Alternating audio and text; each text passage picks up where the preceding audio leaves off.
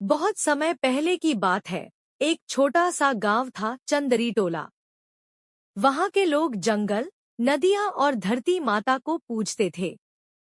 गांव के पास एक पहाड़ी थी, जिसे लोग भूत पहाड़ी कहते थे। कोई वहां नहीं जाता था क्योंकि माना जाता था कि वहां पाताल लोक का रास्ता है। गांव में एक लड़का था, बिरसा। उसकी मां नहीं थी और पिता लकड़ी काटने जंगल जाते थे। बिरसा बड़ा ही जिज्ञासु और साहसी था। उसे जंगल की कहानियां सुनना बहुत अच्छा लगता। एक दिन गांव के पुजारी ने बताया कि खेत सूख रहे हैं, बारिश नहीं हो रही है क्योंकि धरती की कोख रूठ गई है।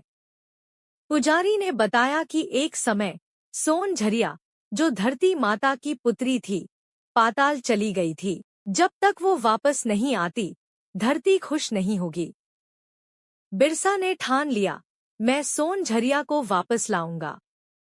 भूत पहाड़ी की यात्रा। अगली सुबह बिरसा ने अपनी कुल्हाड़ी, एक रस्सी और एक मुट्ठी चावल लेकर भूत पहाड़ी की ओर चल पड़ा।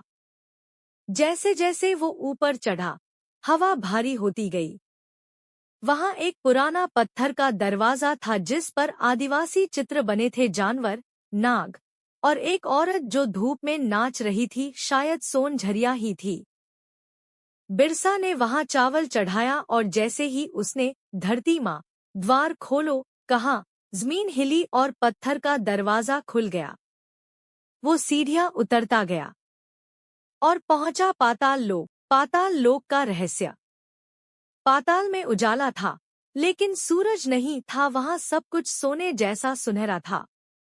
वहां सांपों की सेना, बोलने वाले पेड़ और जल की आत्माएं थी।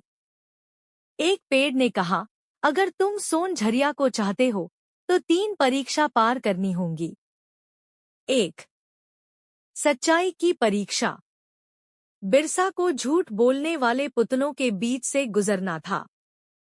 सब उसे गलत रास्ता दिखा रहे थे, लेकिन उसने दिल की आवाज सुनी और सही रास्ता चुना। 2. त्याग की परीक्षा। उसे एक चमकता हुआ सोने का हार मिला, लेकिन उसे नहीं लेना था। उसने कहा, मुझे बस सोन झरिया चाहिए, ये नहीं। 3. साहस की परीक्षा। अंत में एक विशाल नाग आया और बोला, क्यों चाहिए तुझे सोन झरिया?